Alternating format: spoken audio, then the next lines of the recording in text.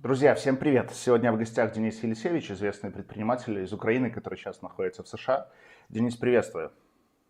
Здравствуйте. Я хотел с вами сегодня поговорить по поводу вообще всего, что происходит вокруг Украины, по поводу сделки, которую Трамп анонсирует, которая может привести к миру или не может. Что вы думаете вот по поводу последних встреч, которые были вчера, накануне, когда американская делегация встречалась с делегацией от Украины? Ну, я топлю за мир еще со времен несостоявшихся стамбульских договоренностей. И, естественно, я болею за то, чтобы как можно быстрее наступил и режим тишины, и перемирие, а затем и полноценный мир. Поэтому вчерашним событиям я относительно рад. Правда, у меня есть еще опасения по поводу того, чтобы все срослось до конца, так как это планируется. Вообще возможен мир, вот, например, по формуле Трампа? Трамп говорит, ну хорошо, сделка, там редкоземельный металл или какая-то иная формула, говорит, хорошо, я вам прекращаю, оружие не буду давать с Путиным, я сейчас тут договорюсь, какую-то формулу подпишем, там о чем-то договоримся. Путин способен соблюсти договоренности, которые в теории могут быть подписаны на бумаге? Путин способен соблюсти договоренности с Трампом, потому что он единственный, кого боится, это Трампа. Может быть, еще Си Цзиньпиня. Поэтому да, с Зеленским Путин не будет выполнять договоренности, с Трампом будет.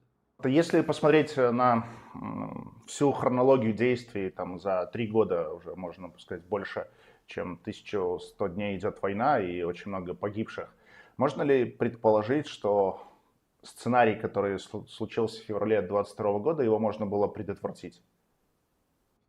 Я убежден, что его можно было предотвратить, и здесь, ну, естественно, Путин агрессор, Путин напал на Украину, но в этой вот как бы волне всеобщего такого мракобесия в Украине, которое мне уже сейчас напоминает полностью, как это происходит и происходило в России последние годы, ну, путинские годы, то люди не хотят понимать, что Зеленский тоже себя вел неправильно во многих ситуациях.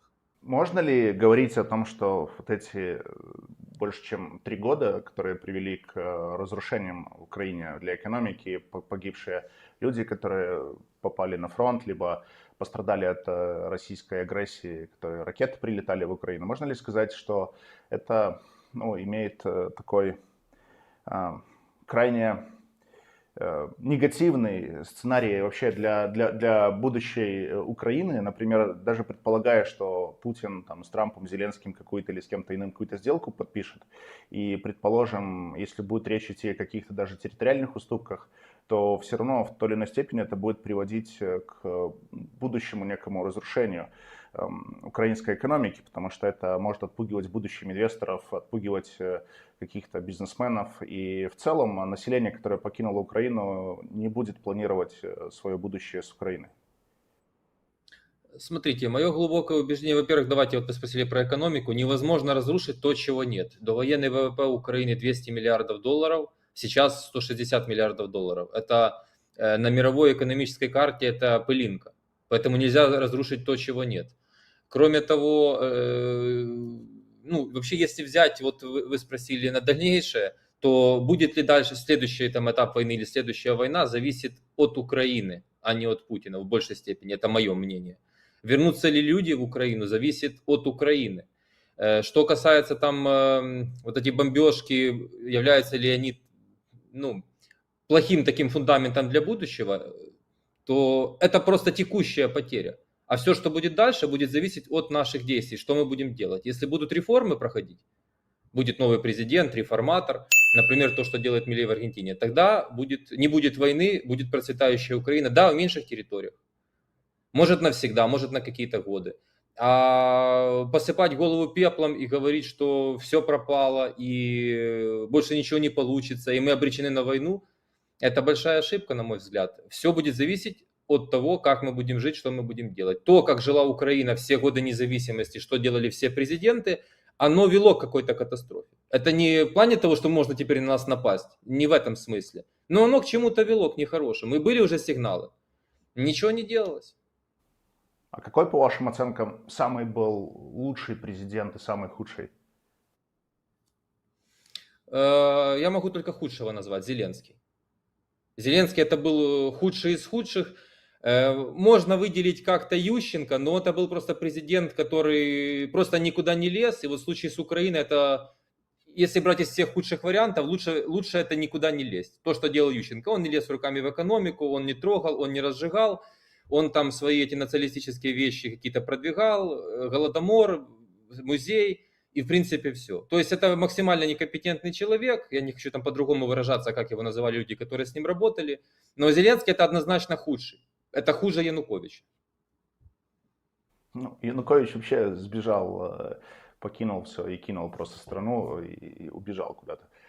Ну, хорошо, Да. если мы вернемся в сегодняшнюю ситуацию, в которой Украина оказалась, каковы, на ваш взгляд, вот временные периоды, в какой период может вообще закончиться война и прийти в Украину мир?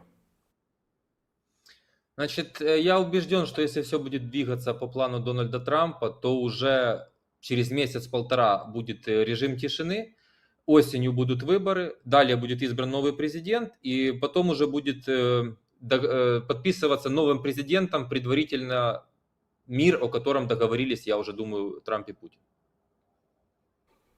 Хорошо, но вот этот мир и новые выборы, выборы с участием Владимира Зеленского или какие-то новые фигуры могут появиться. Я видел какие-то материалы, что там ведут переговоры группа Трампа ведет переговоры с Порошенко, с Тимошенко, еще с какими-то людьми. Возможно ли вот такой сценарий, что какие-то люди, которые ранее были в политике, будут возвращаться или кто-то вообще новый появится на горизонте? Однозначно будет много новых кандидатов и самых сенсационных. И думаю, по количеству кандидатов это будет рекорд за всю историю Украины. Я бы настоятельно рекомендовал людям не смотреть в текущие соцопросы, рейтинги. Это все куплено. И старая политика телевизионная больше не работает. Сейчас влияют соцсети, сейчас влияет YouTube. Что касается переговоров Трампа с Порошенко и Тимошенко, они действительно проходят. Но это не переговоры, давай мы сделаем тебя или тебя президентом. Это переговоры по обузданию Зеленского. Если он будет не так себя вести, то, возможно, в парламенте объявить ему импичмент, создать ему внутриполитический прессинг под крышей Дональда Трампа. А по Вообще, поводу старых кандидатов, да, конечно, они будут идти. Политический нафталин тоже будет идти. Мы должны еще и это пережить. вообще выглядит так, что Трамп не планирует с Зеленским работать. Верно или я это понимаю? Конечно, он не собирается с ним работать, и Зеленский уже сбитый летчик, его списали. Просто сейчас Трамп работает с теми, кто есть. У Трампа задача завершить войну. И когда будет война завершена, будут выборы и будет избран новый президент, я убежден, что Зеленский и его команда получат санкции, получат преследование от США. Просто все будет это делаться красиво. Зеленский, в принципе, обо всем может договориться с Трампом, кроме гарантий личной безопасности. А вот эта знаменитая сценка, когда они в Белом доме, ну, можно сказать, поругались в прямом эфире, и когда Зеленский покинул торжественно или не торжественно, без помпезности, хотя его встречали очень торжественно, но покинул он как-то не очень торжественно Белый дом, и когда вот была масштабная солидарность со стороны европейских политиков в поддержку Украины, с другой стороны, то, что было накануне, когда уже американская делегация на уровне госсекретаря встречалась с украинской делегацией и обсудили какую-то формулу. Мне кажется, там же были те же самые переговоры, которые были в Вашингтоне. Но при этом как-то все поддержали то, что было вот уже накануне, а то, что было в Вашингтоне, все как-то осудили. В чем логика вот такой политики? Вы имеете в виду, кто осудил? Ну, я имею в виду, когда Зеленский покинул Вашингтон, тогда все европейские политики начали осуждать поведение Трампа и вообще действия по отношению к Украине, что не с Украиной, и европейские политики в Лондоне потом встретились. В то же время, когда они сейчас в Риаде встретились, когда глава Госдепа с украинской делегацией обсудили, в принципе, мне кажется, те же самые были договоренности, которые в Вашингтоне не обсуждали, или какой-то план. Я не думаю, что Белый дом отступил от своих каких-то намерений по отношению к Украине. И при этом видно, что сейчас была история в поддержку тех договоренностей, которые были достигнуты. Но что поменялось за несколько дней? Поменялось то, что Зеленскому и его команде объяснили, что если он будет так продолжать, то он получит санкции сейчас. Кроме того, неудача в Курской области. То есть у Зеленского просто не осталось ничего, чем бы он мог бравировать. Более того, условия ужесточились, потому что сделка по минералам будет более жесткая, чем она планировалась заранее. Она уже переписывается, это открытая информация. Она более жесткая в пользу США. То есть каждый вот этот вот фертиль новый Зеленского и новый финт, он ухудшает будущее для Украины, наше положение, будущую сделку и все остальное. Что касается европейцев, это ястребы войны, которые из Зеленского сделали Черчилля, этого квази-Черчилля. Я думаю, он ехал тогда в Вашингтон устраивать этот скандал именно после встречи с в Ирландии, а там рядом Британия, это все Великобритания, там рядом некоторые спецслужбы, я убежден, которые работают с Зеленским. И он просто ехал к Трампу все это срывать. То есть Зеленский не самостоятельная фигура, он выполняет указания ястреба войны, вот этих европейских. И вот оно идет таким все нехорошим для Украины чередом. Конечно, сейчас, если вы так в общих масштабах, то, конечно, если бы Зеленский вел себя иначе в Белом доме, то то, что сейчас происходит, произошло бы тогда. Возможно, уже сейчас был бы режим тишины. Только без вот этих вот ухудшений для Украины, скандалов, нервов и обстрелов, которые произошли за это время, гибели людей и так далее. Хорошо, но вот сегодня поступают новости, что Украина покидает Курскую область. Для чего нужно было, на ваш взгляд, такой сценарий, когда украинская армия входит в Курскую область? Была цель захватить атомную станцию или просто это была какая-то пиар-история? Смотрите, вот у россиян есть свои скрепы. Вот у них Путин дал скрепы, он этим подпитывает людей, не очень удачных, так скажем. И они радуются тем, что у них есть там ядерная подводная лодка. Вот Зеленский построил в Украине скрепы свои. Ему нужно было подкрепить скрепы, мы это называем перемога, ну то есть победа. Нужно было дать публике маленькую победу, чтобы они еще верили в Наполеона Зеленского. И этим же он получил временный рейтинг плюс 5%, ну, к своему президентскому рейтингу. То есть это была пиар-акция ценой жизни наших солдат, которых погибло, по моей информации, я общаюсь с военными, очень много. И там настоящее горе и беда. И, конечно, в ближайшее время мы правды не узнаем, но потом мы узнаем правду. И очень много правды, люди будут в шоке. Поэтому это страшно, то, что происходит. Это все просто ценой жизни наших людей делается политика. На крови. А есть предварительные оценки вообще, сколько погибших, ну, с двух сторон за время всего конфликта?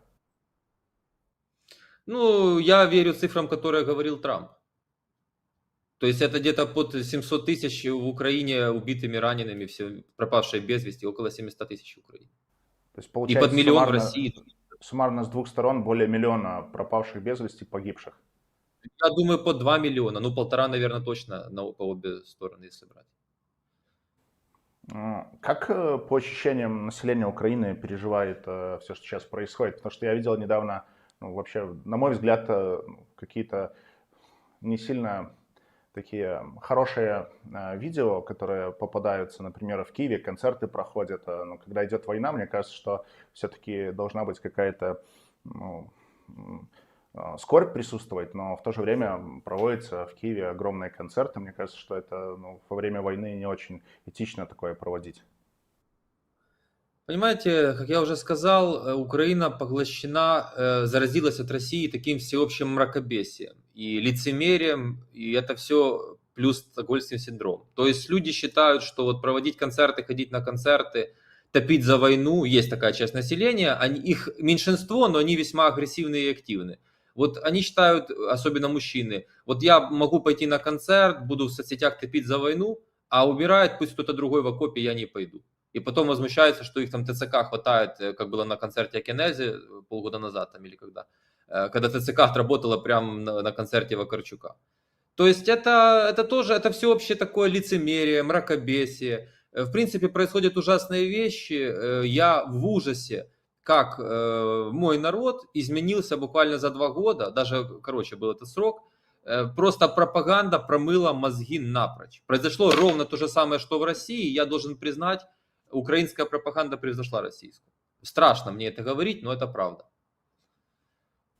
Вообще, что касается концертов, меня очень эта тема возмутила, когда только началась война, и в Беларуси буквально там через пару недель выступали какие-то артисты, собирали стадионы полные. Я не понимал, почему население Беларуси, ну, ходит на эти концерты, забивает это все дело, хотя видит, что бомбят соседние города буквально там за несколько десятков километров, и люди не понимают, что происходит. Это было, по-моему, в Гомеле или в Минске, ну, где-то, можно сказать, ну, принципе, Беларусь компактная, в разных городах такое проходило. И когда я это увидел в Киеве, ну, конечно, у меня это вызвало вопросы, а как так получается?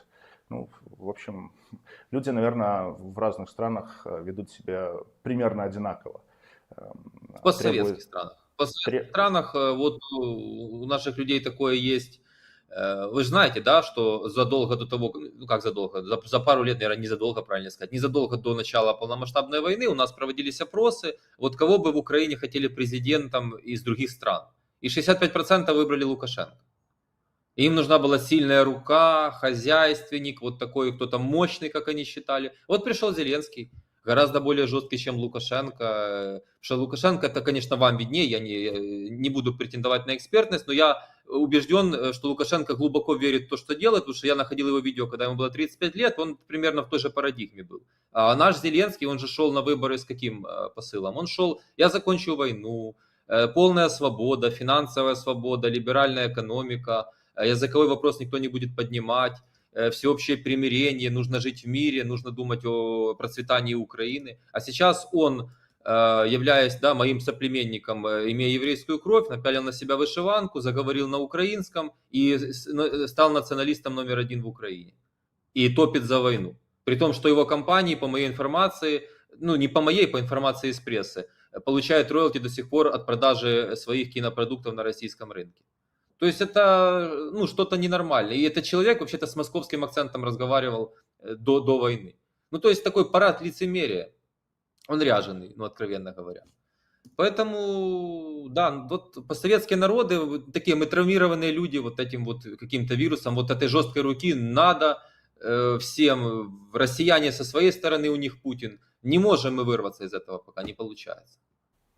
Ну, Лукашенко, я помню, да, у него были высокие рейтинги, там чуть ли не под 80 даже процентов. Но 24 февраля утром у него эти рейтинги в Украине обнулились до 2%, а то и меньше. Потому что, ну, люди увидели, кто есть Лукашенко, который предоставил территорию Беларуси для Путина, для того, чтобы можно было атаковать Украину. Хотя Лукашенко много раз уже потом выкручивался, он по-разному это интерпретировал. Но я убежден, что если бы Лукашенко не предоставил территорию Беларуси для атаки, то вряд ли бы была возможна такая полномасштабная война, потому что Путин воспользовался ситуацией, и он на этих танках въехал на территорию Украины. Ну, Лукашенко сказал, что якобы Путин после учений таким образом по короткой прямой выводил свою технику. Ну, он много сочиняет, конечно, иногда. Как вообще изменилось отношение, по ощущениям вашим, или, может быть, по каким-то инсайдам, отношение жителей Украины к Беларуси? Вы знаете, скажу и за себя, и за тех людей, с которыми я общаюсь, и за свою аудиторию, вот то, что я читаю в комментариях, мы не питаем никакой ненависти к народу Беларуси, к самой стране Беларусь. И даже вот я сейчас что говорю, я же не говорю про Украину, я говорю конкретно про власть Зеленского. Это надо отличать. То же самое и касательно Беларуси. Да, мы плохо относимся к Лукашенко. Но у нас нет никаких претензий. Я не говорю там, кроме вот этих вот псевдонационалистически настроенных, вот эти, которые заразились мракобесием, те, возможно, там процентов 20 действительно искренне уже ненавидят Беларусь и на ваш народ это проецируют, но большинство все-таки так не делает. Это такое временное недоразумение как раз из-за полномасштабной войны. Когда война закончится, пройдет пару лет, я думаю, что... Я хотел сказать, в Беларуси сменится президент, но пока этого не видно. Это очень сложный вопрос по поводу пройдет пару лет. Возможно ли примирение враждующих сторон через пару лет? После Второй мировой войны понадобилось там, ну, несколько, может быть, десятилетий, чтобы примирились враждующие страны между собой. Сколько времени понадобится и возможно ли примирение между Украиной и Россией или еще какими-нибудь там другими случаями, которые сегодня мы наблюдаем. Даже внутри украинского общества я вижу, что есть разные взгляды, разные оценки. Возможно ли даже внутринациональное некое примирение среди тех, кто, ну, имеет какую-то особую позицию по ряду вопросов? Это вообще важный вопрос, его нужно разделить на две части. То есть, смотрите, я продвигаю точку зрения, что не нужно проявлять враждебность и напитываться ненавистью ни к каким соседям ради будущего Украины. Но по поводу реалий, дружить, я думаю, на поколение исключено. Нейтрально относиться, торговать, нет другого выбора, потому что мы же не можем Россию географически никуда переместить на другую точку земного шара. Это сосед, он будет соседом. И для того, чтобы в том числе не было войны, был экономический рост, нужно занять нейтральную позицию. Это то, почему я понимаю, что НАТО нас никогда на самом деле не собирались брать, и это принесло проблемы. Я выступаю за нейтралитет. То есть, по примеру Австрии, по примеру Швейцарии, вот за такой вид нейтралитета. Просто нейтральные отношения. Слишком много Путин горя натворил людям и беды, чтобы там про какие-то дружеские сейчас разговаривать. Вы, наверное, знаете, вот до аннексии Крыма и Донбасса в Украине уже транслировались российские телеканалы. Мы смотрели полностью одинаковое телевидение. Вот у нас кабельные сети, цифровые, пакеты каналов. Там полностью был пакет российского телевидения. Он был у всех дома, все смотрели. Одинаковые передачи смотрели, одинаковые концерты, артистов одинаковых.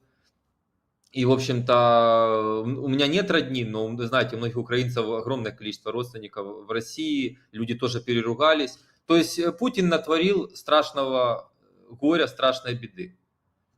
Я не вижу в ближайшем поколении именно дружбы. И я не знаю, что должно скорее так произойти. Если Путина не станет в ближайшее время, а я настоятельно рекомендую никому этого не ждать и не жить этим, ну, потому что можно так прожить всю жизнь и ничего не получится. Нужно все-таки жить своей жизнью, о себе, об Украине думать, ну, в моем случае, вашем, там, о Беларусь. Но при Путине этого, ну, невозможно. Ну да, по поводу телевидения добавлю, что и некоторые российские, вернее, некоторые украинские политики даже выступали на российских телеканалах с концертами. Да. Да, но вообще интересная ситуация сейчас складывается. С одной стороны, есть масштабная поддержка со стороны Европейского Союза в адрес Украины, военная помощь, гуманитарные какие-то иные аспекты. С другой стороны, Европейский Союз на протяжении 3-4 лет доказал, как он активно торгует с Путиным. Они ввели 16 пакетов санкций, сейчас уже 17 прорабатывают. При этом, если посмотреть в официальную статистику, то ну, по большому счету там мало что поменялось. Потому что они используют еще прокси-страны, как Беларусь, Казахстан, Армения и другие, Турция, может быть, через которые торговля продолжается. Что это, как это можно назвать? Это лицемерие, это невозможность перестроить свою экономику. Это что это? Смотрите, это вообще очень важный вопрос, и вот, например, в Украине этого многие не понимают. То есть это лицемерие, но это то лицемерие, которое я не могу осуждать. Там скорее лицемерие вперемешку с дуростью, но я не могу это осуждать, потому что они работают на благо своих стран. То есть европейцы, что страны ЕС, Евросоюз, что они решили? Давайте ценой Украины будем ослаблять Путина, с одной стороны. С другой стороны, там во сколько это сальдо превышает? В 3 раза превышает, сколько они заплатили России от того, сколько помогли Украине. То есть ценой жизни Украины, территории Украины будем ослаблять Путина, сделаем некий такой буфер между нами и Россией. Украине расскажем, что мы когда-то ее возьмем в ЕС и НАТО. А сами, ну давайте еще учитывать, насколько коррумпирована верхушка европейских. Все прекрасно понимают, что Путин подкупает криптовалютой высший эшелон чиновников Евросоюза. И это мы знаем по фамилиям из прошлого, и завербованы там есть люди, и это все огромная целая история. Может быть, когда-то с фактами это все выплывет. Мы пока можем только, ну, по некоторым догадываться, по некоторым, там, как Шредер, это конкретные уже факты. Поэтому, ну, ситуация, в общем-то, страшная. Я забыл добавить к странам Евросоюза и Британия. То есть у них задача, вот действительно Россия это угроза, никто не отрицает. Но почему выбран такой как бы циничный способ, ценой украинцев, ценой Украины? Давайте вместе. Но с обратной стороны, если посмотреть, я категорически противник вхождения Украины в Евросоюз. Я хочу, чтобы Украина стала такой Америкой 19 века в центре Европы. Экономическая свобода, оказаться от НДС. А если Украина втянется в Евросоюз, это просто будет мега-бюрократия, умноженная на нашу коррупцию. И люди выйдут окончательно, и просто люди не понимают, а зачем просто предпринимателю европейскому или украинскому уже даже работать в Украине, терпеть все ужасы реалий, еще и угрозу Путина, если мы станем членом Евросоюза, вместо того, чтобы поехать просто в соседнюю Польшу, где честный суд, где уже система выстроена, и все работает, и все отлично, и легкая адаптация. В чем преимущество Украины? То есть тогда у нас просто не будет шанса даже взлететь. А вопрос безопасности, я уже сказал, это все отдельная тема. Это максимально нечестно. И ну, это все Урсула, это все вот эти ястребы войны, леваки, Макрон, Шольц. Это, для меня это все неприемлемо. Но людей наших присадили на это. Вот они по-прежнему Евросоюз, НАТО, жизнь, уже полжизни прошло в этих надеждах, а пришла только война. И очень, я вот над этим работаю активно в Ютубе. Очень тяжело переубеждать людей. Ты им уже цифры, аргументы, факты. Работает, но на малом количестве. Я увидел лицемерие Европейского Союза по Беларуси. Они с 2020 года, вы представляете, они 4-5 лет уже не могут решить очень маленькую проблему. Они не могут освободить там уже 1400 политических заключенных в Беларуси. Это очень маленькая проблема, которую, на мой взгляд, можно решить, если бы этим заняться. Но что они делают? Они регулярно, периодически, там, раз в месяц или там, с какой-то другой частотой выкладывают фотографии с политзаключенными, Урсула или там Мицол или еще какие-то персонажи, и говорят, мы с белорусским народом и с политзаключенными. И на этом заканчивается их работа по освобождению заложников. Если бы они хотели, они, мне кажется, давно бы это решили. Если человек чем-то занимается, то он добивает свои цели. Если они не могут решить вопрос освобождения небольшой группы заключенных, то как они могут вообще разрешить глобальный конфликт? Значит, им это неинтересно просто. При этом они продолжают торговать с Путиным, с Лукашенко и на этом деньги зарабатывать. Вот. А дальше улыбаются и говорят, мы с вашим народом. Вот это лицемерие, мне кажется. Я полностью согласен. Ну, вы же видите, они всегда торговали с Путиным. Это я давний человек, который давно поддерживает Дональда Трампа. Как прекрасно когда-то Трамп размазал Столтенберга, бывшего генсека НАТО. Он говорит, вы взрастили Россию, вы платили им за энергоресурсы колоссальные деньги, а нас просите защищать, не хотите сделать нормальные взносы 5% в НАТО от ВВП. То есть это сплошной какой-то нелогичная вещь. Европа глубоко больна. И Трамп должен в том числе это почистить. То, что вы сказали про Беларусь, я согласен. Вот они и выбрали такие, давайте откровенно, не очень удачливые страны пока. Украину и Беларусь, давайте за их счет будем там как-то вот правой рукой защищаться от Путина, левой с ним приторговывать. Это какое-то, ну, что-то идет неправильно, что-то ненормально. Это в том числе, почему мне понравилась речь Джей Ди Венса, мюнхенская, вице-президента США. Потому что мы сейчас видим это просто к этой же теме, что в Румынии происходит. Они этого кандидата не допускают. Хотя, я вам честно скажу, я биографию его даже не смотрел. Пророссийский он, не пророссийский. Я знаю, в моем понимании, как либертарианца, ненормально, когда в Брюсселе запрещают кому-то баллотироваться, потому что кто-то влил в ТикТок в рекламу. Если люди за него проголосовали, граждане Румынии, значит они, ну давайте, если они идиоты, если он там плохой, они идиоты. Но это их выбор, и им эти последствия как бы расхлебывают. Нет, Брюссель решил выбрать. Теперь у них же стоит вопрос ТикТок запретить. То есть это какие-то такие методы Советского Союза, диктатура. Это та же диктатура, знаете, как говорят, там коммунизм с человеческим лицом, это уже диктатура с человеческим лицом. В принципе, мы нарушаем права, но только в самых крайних случаях верхушки. Как когда-то Трампу снесли в Твиттере, в Facebook аккаунт, здесь не допустили в Румынии. Я уверен, если бы Майя Санду не победила в Молдове, они бы и там не признали выборы, что-то бы сделали. Вот это я категорически не приемлю. Вот это мне очень не нравится. А Евросоюз реально помогает Украине вот сейчас, последние 3 года, с точки зрения вот военной какой-то техники? Или это больше, ну, какой-то пиар? Это в основном пиар. Нет, есть какая-то помощь, я не могу сказать, что они ничего не делают, но это тоже подлость. Потому что они дают ровно столько, чтобы не проиграть. Ну, победу никто в здравом уме и говорить не может над Россией военным способом, военным путем. Чтобы вы не проиграли. Вот вам, чтобы вы не проиграли, кредитами Зеленского обложили. Британия не член Евросоюза сейчас, но вот он недавно поехал в Британию, его Стармер, на тебе кредит 3,3 миллиарда евро.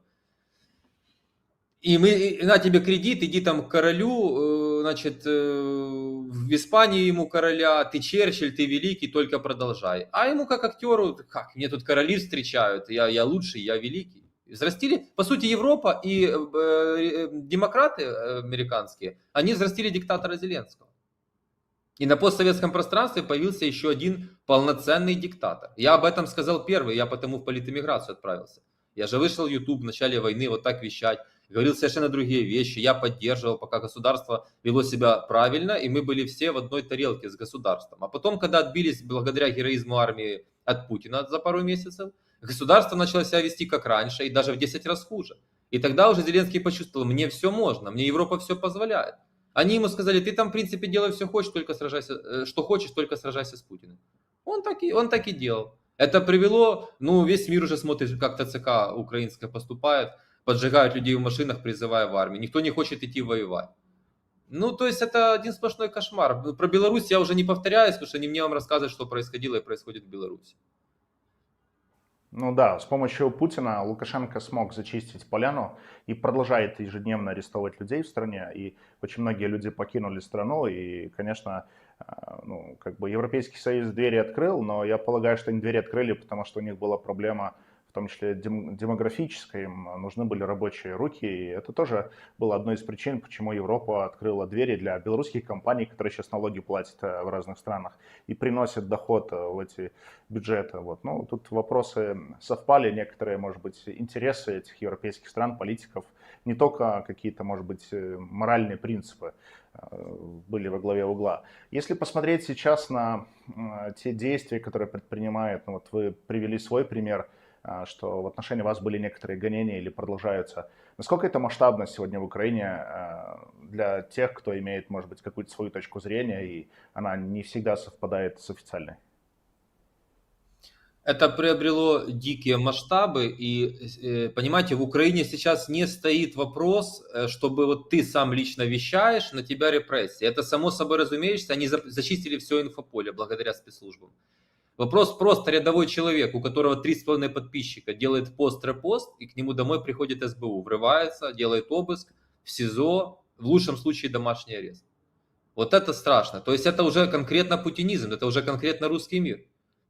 И в этом-то и суть претензий у меня, и у таких, как я, нас, правда, таких немного активных, что Зеленский построил тот же самый русский мир только под украинским флагом, без Путина. Он же полностью по его методичке работает, от и до. Они, наверное, закон об иноагентах не приняли только, чтобы это уже так, знаете, как ну совсем уже в тупую. Они просто по-тихому репрессируют. Хотя там они санкции сейчас, вот, вы знаете, вводят против своих граждан, что, в принципе, в мире такого никто не видел, чтобы против своих... Лукашенко, по-моему, да, там санкции против своих тоже Даже вводил. Ну, закон вот, приняли о том, что граждан будет лишать гражданства в Беларуси те, кто там, имеет какую-то особую Зеленский статью от лишает тоже. Лукашенко. Зеленский тоже лишает через Совет национальной безопасности и обороны. То есть это невероятные вещи, невероятные вещи. Свободы слова в Украине больше не существует. У нас было в Украине много проблем. У нас много что не получалось. И я еще раз говорю, я не могу назвать нас успешной страной. Но у нас было что-то наподобие демократии. У нас была свобода слова. И даже при Порошенко, которого я не являюсь его сторонником, я за него не голосовал, надо признать.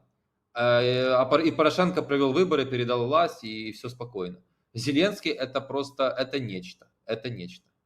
А если предположить, что пройдут президентские выборы в Украине, ну и Зеленский, например, в них не участвует или проигрывает, куда он уедет или останется, или какое его будущее? Ну, вы знаете, сначала вот была некоторая информация, что это будет Лондон, поскольку он в плотном сотрудничестве с Британией, что ему там, ну, и Лондон славится таким, они могут и диктатора у себя пригреть, если с большими деньгами приедет, а у Зеленского Ермака огромные сейчас деньги, это миллиарды реальных долларов в криптовалюте, в кэшом, на счетах. Вот. Но по последней информации, которая у меня есть, рассматриваются уже больше арабские страны, они туда вывели свои капиталы. У них там хорошие связи, и вот эти сейчас встречи проходят в арабских странах по мирным, это тоже не случайно. Поэтому вот такой вариант. Я себе с трудом представляю, но в то же время есть информация, что у Зеленского свой план. Он хочет, он понимает, что он не станет президентом, он хочет в парламент завести свою фракцию, возглавить ее и дальше продолжать сражаться в политике. Он верит в свое политическое будущее. Я вообще не представляю, как он может в Киеве, в Украине пройтись по улице после всего, что он сделал. Я не представляю себе этого. Я не знаю, как это будет в его голове, но с другой стороны, я думаю, на финальном этапе Трамп ему скажет, ты не идешь на выборы. Ну, то есть просто запретит идти на выборы. Потому что, поверьте мне, я знаю это напрямую, ну, в команде Трампа просто аллергия у всех на Зеленского. Его здесь презирают откровенно. Они его не любят, вот мне, как мне виделось, наверное, одна из причин, почему Трамп не любит Зеленского, кроется в тех сюжетах, которые были в 2019 году, когда Трамп просил Зеленского помочь ему расследовать дело против Байдена, и Зеленский тогда ему не очень сильно помог. И там была история, которая вылилась в итоге в импичмент против Трампа. Могло ли это как-то тоже повлиять на нынешние их отношения? Конечно, это было первым этапом и самым важным. С тех пор он не взлюбил Зеленского, а дальше уже было его хамство вот по ходу всего происходящего. И то, что произошло в овальном кабинете 11 дней назад, это уже просто апогей всему был. То есть это уже все. Но вот смотрите, сегодня у нас есть здесь в Конгрессе, конгрессвумен украинского происхождения из Киева, Виктория Спарц. Сегодня я себя запостил везде. Она выступила на американском телевидении, сказала, если украинцы идиоты, то они выберут Зеленского еще раз, тогда они лишатся всех оставшихся в Украине территорий. Прямым текстом. У нее тоже аллергия. Вот она просит помощников, чтобы при ней даже фамилию Зеленского не называли, когда кто-то приходит со стороны Украины. Все понимают, что это варье. Кроме того, я думаю, у них вот такие мощные спецслужбы, у них есть информации побольше, чем у меня. Это коррупция, это мафия, это люди, которые на войне зарабатывают деньги, это люди, которые разрушили прекрасную страну в центре Европы, помогли Путину ее разрушить, так скажем. Зеленский не пытался остановить войну, Зеленский не готовил страну к войне. Все, что сделано было, это было сделано армией, генералами, народом Украины. Вот.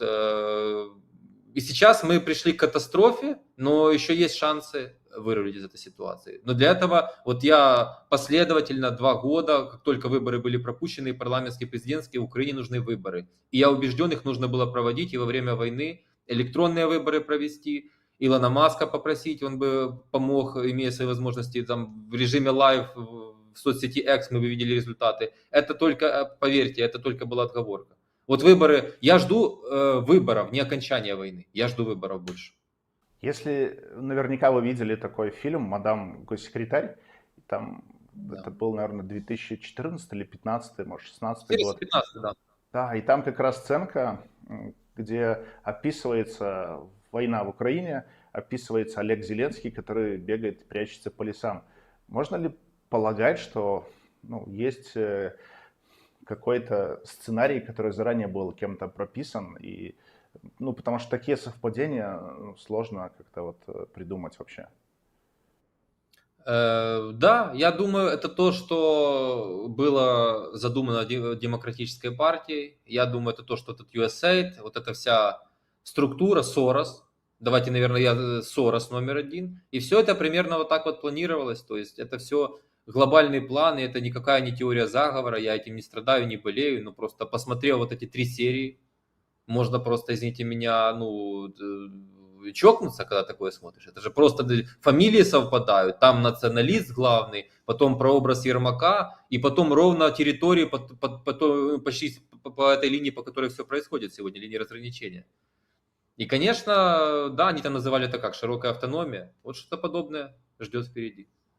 А вот эти организации, которые вы сейчас перечислили, они насколько влиятельны были в Украине? Я просто посмотрел сейчас по Беларуси, я даже статью написал, как западные, да и вообще любые организации иностранные финансировали белорусские спецслужбы. На протяжении 30 лет, наверное, оппозиция в Беларуси была под колпаком Лукашенко, которая была такая типа системная, но на самом деле она вообще ни на что не влияла, но получала деньги западные или там даже иногда российские фонды какие-то им подбрасывали копейки.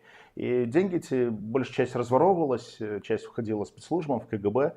Вот. Ну и они вообще никак не шли на борьбу с Лукашенко. И когда сейчас закрыли финансирование со стороны USAID и других там американских организаций, в белорусской оппозиции, которая сидела на подкормке у этих организаций, начался скандал, они там начали кричать, что им деньги нужны, медиа какие-то, 400 журналистов откуда-то вдруг нарисовалось, которых никто не знает. Ну, насколько это была влиятельная история в Украине? Насколько было зависимо гражданское общество Украины от вот подобного рода финансирования? Знаете, я человек не впечатлительный и много знаю внутрянку Украины. Я сутки приходил в себя, когда все подробности я узнал. Это было что-то невероятное. 10 миллиардов долларов в год, 90% СМИ было под USAID. То есть, если представить, что не получилась война, я остался в Киеве, создал либертарианскую партию или присоединился к текущей, или вот выдвинул себя на кандидатуры там, в президенты, как там либертариане смели в Аргентине, что-то подобное. Нет шансов. Нет шансов. Тебя затопчут, ты априори проиграл. Ты априори сел играть с шулерами за стол в карты. Без шансов. То есть все СМИ под колпаком USAID и политики, и это огромные деньги, без налогов, без ничего. Вот у нас там есть такой, считается мощным расследователем, журналистом-расследователем Бигус. И вот по нему скрылась в сети информация, 400 тысяч долларов за 40 видео ему платили. Это, я вам скажу так, неплохо. Неплохо. И, конечно же, они никогда не возьмут интервью у человека моего плана. Я не говорю именно у меня, у человека моего плана. А им не нужны реформы, им не нужны новые идеи. Они будут вечно борьба с коррупцией. Только чем больше борьбы с коррупцией, тем больше коррупции в Украине, потому что нужно осушить болото. Закрывать министерство, сокращать госаппарат, чиновников. А они, вот есть Петров, есть Сидоров. Петров проворовался, надо Сидорова поставить. Потом Сидоров проворовался, Петренко надо ставить. И они так вот 30 лет тасовали, так этот USAID с 92 года работает.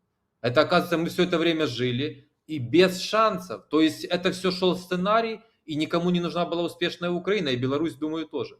Они изначально посмотрели, знаете, есть и наша вина, я считаю, потому что если бы мы все-таки активнее трепыхались, были более сговорчивыми, объединялись более легко, силы добра, назовем это так, то они бы видели, нет, с ними так просто не пройдет. А они так видят, ну, схавали это, схавали это. В нашем случае, а зэка схавали, а клоуна схавали, там красного директора Кучму схавали.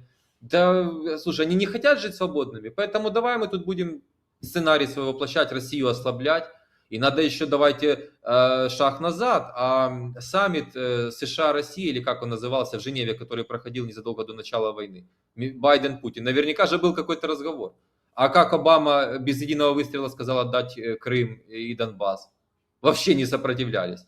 То есть тут просто, я думаю, надеюсь, когда какой-то американский инсайдер или команда Трампа рассекретит это все, чтобы уничтожить там, может, демократов перед следующими выборами, мы будем в шоке. У нас украли годы жизни. У нас лично, у наших стран годы успеха. Это ужас, это ужас. И я так обрадовался. И я, знаете, у меня моральное превосходство, потому что я сторонник Трампа, Маска давно и последовательно. Это сейчас в Украине многие перекрашивались поддержать типа их. Но я людям показал, смотрите, смотрите, они закрыли USA. А теперь эти все журналисты пошли в офис президента просить денег, и некоторых пригрели, самых крупных, самых масштабных, у кого просмотры. И но сейчас хоть есть шанс, тебя услышат. Они просто зомбировали людей. И языковой вопрос, и море всего. То есть давай побольше государства в жизни человека, побольше министерств, побольше разных комиссий, побольше всего, но только не то, что нужно. То есть реформы в Украине невозможно было просто провести технически. Сколько Сорос своих людей он оставил в правительстве, и до сих пор там они существуют. В наблюдательных советах государственных корпораций огромных, например, Укрзалезница, это железная дорога. Ну, извините меня, Украина огромная страна, вы представляете, какие это деньги? И там коррупция за коррупцией, например, я говорю, такого масса.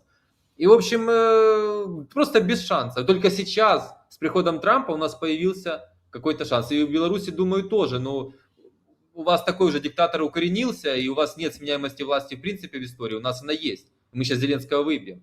А Беларусь мне жаль. Я думаю, что, может быть, наши преобразования послевоенные положительно повлияют на вас. Кто будет восстанавливать Украину по ощущениям? Вот сделка, которую Трамп предлагает, я так подозреваю, что эта сделка в том числе направлена на то, чтобы пришли в Украину инвестиции. Потому что если приходят крупные корпорации, это дает сигнал другим, более мелким, средним компаниям приходить в то, чтобы можно было туда вкладывать. Понимаете, нужно разъяснять слово корпорация, потому что вот все знают там про тот же BlackRock. Корпорация, например, какая-то Exxon или Shell, которая будет вести разработку недр полезных ископаемых, о которых говорит Трамп, это корпорация, которая никому не повредит. Когда мы говорим о финансовых спекулянтах, это чуть другой вопрос. Это надо, но если мы говорим про американский капитал, то да, вы правы, он действительно зайдет. И европейский зайдет, и всегда так было в истории. И поверьте мне, внутренний украинский инвестор это тоже очень прилично. Это десятки миллиардов долларов. И надо сначала внутреннего инвестора заинтересовать, для того, чтобы текущие инвестировали, вернулись те, кто уехал. Я вообще не переживаю про восстановление Украины. У меня нет таких переживаний, вот мы там что-то не поднимем, если будут делаться реформы. Я просто знаю, какой теневой рынок в Украине, как задавлено все налогами, бюрократией. Украина это великолепная страна. Ну вот я так, вы, наверное, свои так можете сказать, для меня лучшая в мире. И Киев для меня лучший город в мире. Не потому, что там это моя родина, а по-настоящему я верю в эту перспективу. Я вроде как логически обосновываю, почему это так. У нас невероятные вещи. Пока нас не поглотила европейская демократия, Путин не забрал к себе, и внутренний наш враг, наши чиновники не сожрали коррупции. Но нужен президент-реформатор, нужно совершенно другое. И я пытаюсь к народу, к людям достучаться, но, повторюсь, тяжело, очень тяжело. Очень, очень мало активных людей, которые хотят разбираться. А вот после там, трехлетней вот этой всей военной кампании, которая сейчас идет, ведь много людей уехало из Украины, много предпринимателей уехало, и людей инициативных. Они по ощущениям планируют возвращаться, или все-таки некоторые из них будут стараться уже легализоваться в других странах, там, в европейских странах? Я знаю, многие в Португалию уехали, в Испанию, и там неплохо себя чувствуют. Это тоже можем делать отсылку к вашему вопросу по поводу будущего, будет ли война в Украине еще и там дальнейшие успехи, неуспехи. Это будет зависеть от нового президента, от реформ. Что он предложит людям? Во-первых, нужно амнистию сделать или мужчинам, которые как-то не так, по мнению государства, выехали. Нужно сделать тем, кто в СЗЧ ушел, ну это вот самоволку, кто ушел с фронта. Всеобщая амнистия, всеобщее национальное перемирие, а дальше условия. То есть, ну, вы понимаете, у нас, я уже вижу эти посылы, в головах наших чиновников, у них надо что-то дать, какую-то подачку, там типа $100 тогда они вернутся. Но это дурость, это не сработает. Нужно создать условия, очень низкое налогообложение, нет бюрократии, силовые органы больше не занимаются экономикой, спецслужбы, свобода слова полная, то есть ты себя чувствуешь человеком, ты можешь сказать, если считаешь нужным. Вот демократические процессы, люди будут сами возвращаться. Но я с вами тут, если вы к этому намекали, то я согласен. 70% не приедет. Практические примеры из жизни моих знакомых, моих подписчиков, мне там истории каждый день в Telegram-бот присылают. Представьте, семья уехала, ребенок уже в садике пошел в Польшу, они уже на работе, у них уже польская ипотека, в Украине же нет рынка ипотеки, то есть в Украине нет ипотеки вовсе, как инструмента финансового. Там это все есть, люди за 2 года стали на ноги, все. Это нужно как любить Украину, они говорят, да мы любим, но гости приезжать, но жизнь, и это меня расстраивает невероятно. Я живу сейчас в одном из лучших городов мира, но я хочу домой, я буквально рвусь, я только жду режим Зеленского, когда уйдет. Я не планировал уезжать, я во время войны восстановил бизнес, мы работали, помогали армии, это вообще, и не только я там себе какие-то ордена вешаю, много других мелких средних предпринимателей. Но сейчас страшно, и вы понимаете, вот то, что делает ТЦК, скандалы, то есть, чтобы поняли просто ваша аудитория, каждый день государство настраивает все больше украинцев против себя. Каждый день человек заходит, берет телефон, включает ленту, беспредел, беспредел, да ну его. А я наоборот выхожу в эфир, люди, не проецируйте вот это все на Украину. Это все вина Зеленского, весь негатив на него. Украина как страна прекрасна, она не виновата. Нужно просто выбрать правильного президента. А насколько были сильные институты власти в Украине до войны? Верховная Рада, судебная система, насколько она была устойчивой к вот, подобного рода катаклизмам, и насколько эти институты власти, они могут быть ну, полезны для периода реформ в Украине? Смотрите, институты власти и силовики, они всегда были сильны по отношению к своему народу. Задавить предпринимателя, бабушку, которая клубникой там в переходе торгует, гражданина, это они всегда сильны. Они не сильны в процессах, поэтому тут нужно тоже это разграничивать. Если вы по отношению к войне, я напрямую вам говорю, как человек, который пообщался не с одним народным депутатом, они не знали, что делать. Им дали по конвертику с инструкцией, типа, закрой окна, включи телефон, слушай власть, как рядовому гражданину. Никто не знал, что делать в первые 3 дня. Потому к войне не готовились. Тут нет никакой надежды и нет смысла об этом говорить, потому что Украине нужно начинать с нулевого варианта. Почему я говорю новый президент, новый парламент, жизнь с чистого листа. Нет смысла обсуждать то, что было, это все было настроено, я называю это человек для государства, а не для государства для человека, ну для гражданина. Это нет смысла рассматривать. Это большое, неповоротливое, забюрократизированное, наглухо коррумпированное государство. И я хочу просто людям сказать, посмотрите, вот сейчас Маск, департамент сделал в Америке, он вскрывает, что в Америке происходило. 20 миллионов мертвых душ в Америке вскрылось. Пенсионеры, которым по 360, по 120 лет, миллионы таких. То есть шел распил пенсионного фонда, это в Америке. Здесь украсть доллар налогоплательщика, поверьте мне, почти невозможно. И кому в голову не придет, это только нужно уже там ну, совсем по верхушке работать. И это здесь. Что говорить про постсоветские страны?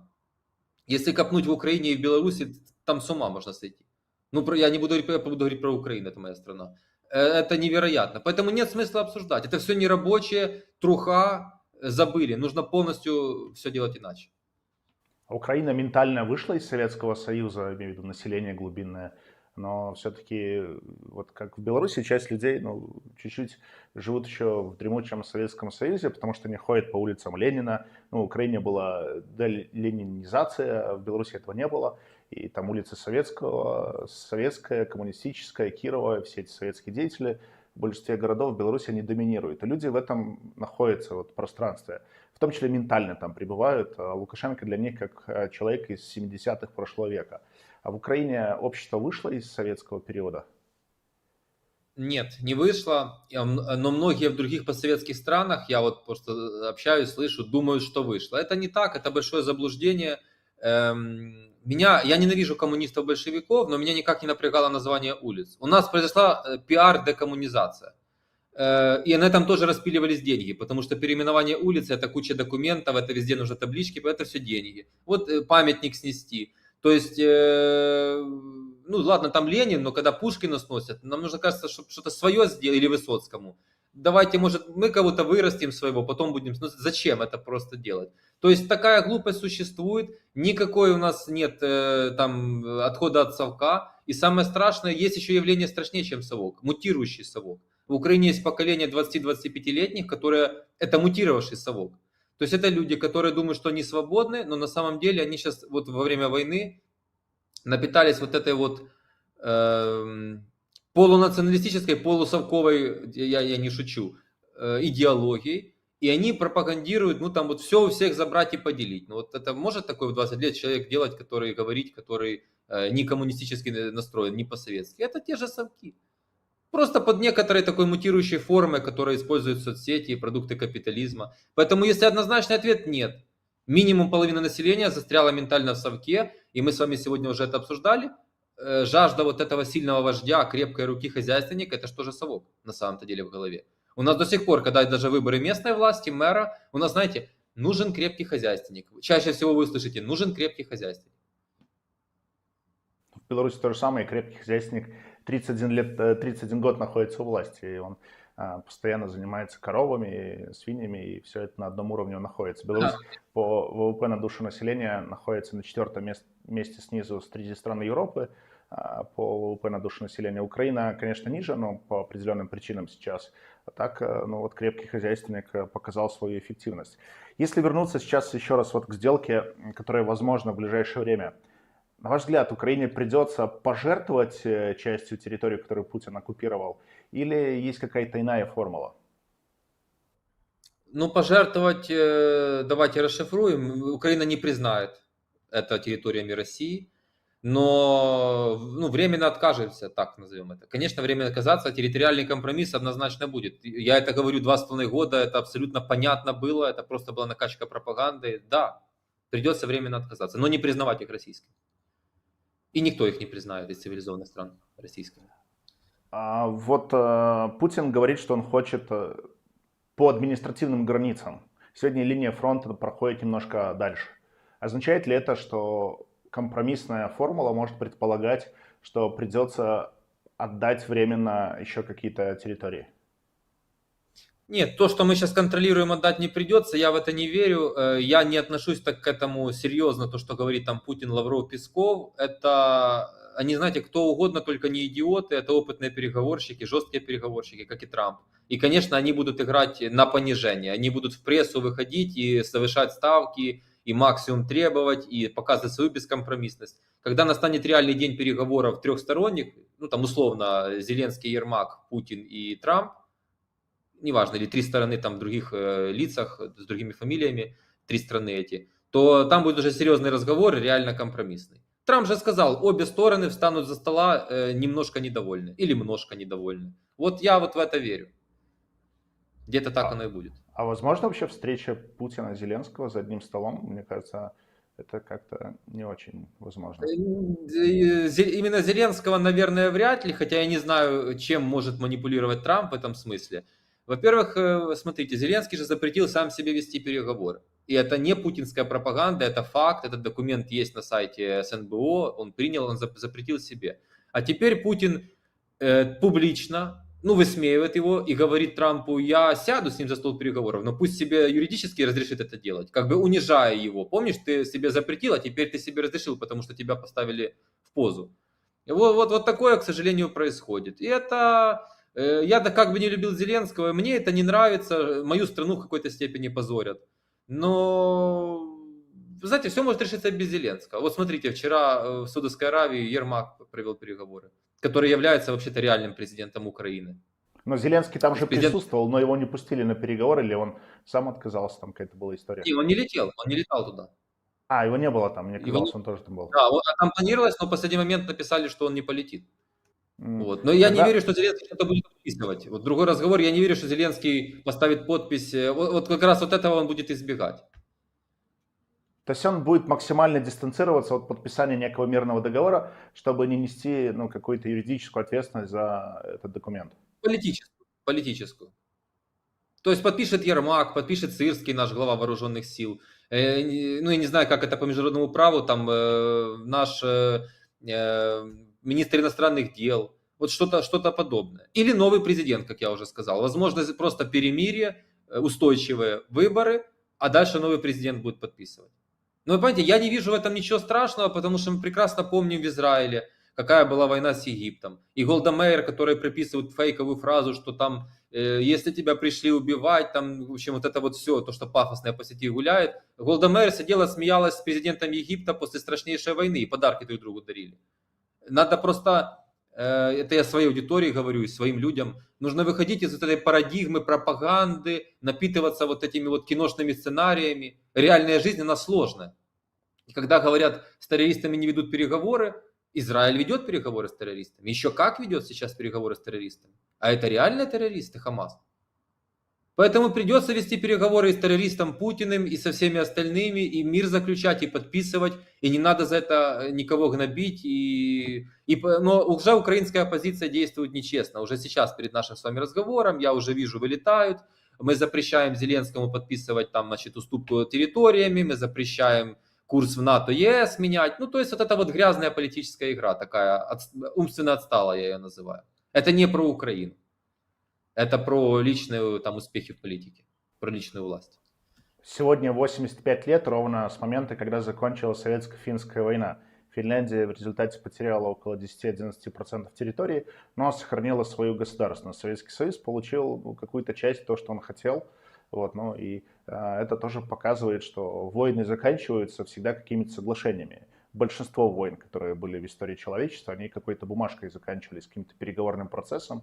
Кто-то уступал, кто-то что-то получал.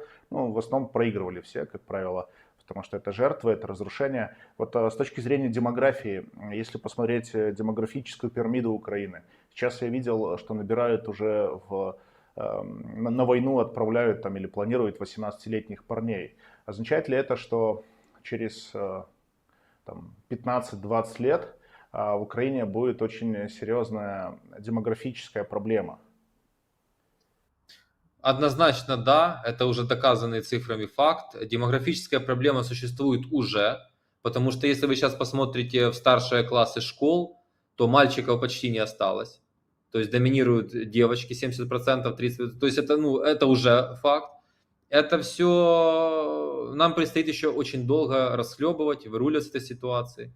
Но это все нужно делать те вопросы, которые мы с вами уже сегодня ранее обсуждали. Про экономику, про возврат людей, про будущее и так далее. И тут надо сказать, что допускается глобальная ошибка. Но это не ошибка, это намеренные действия. Пытаются сейчас милитаризировать общество, культ смерти вот навязать. Такие нехорошие уже признаки. Типа, а давайте детей готовить с 7 класса воевать, а давайте в школах дронами управлять, учить.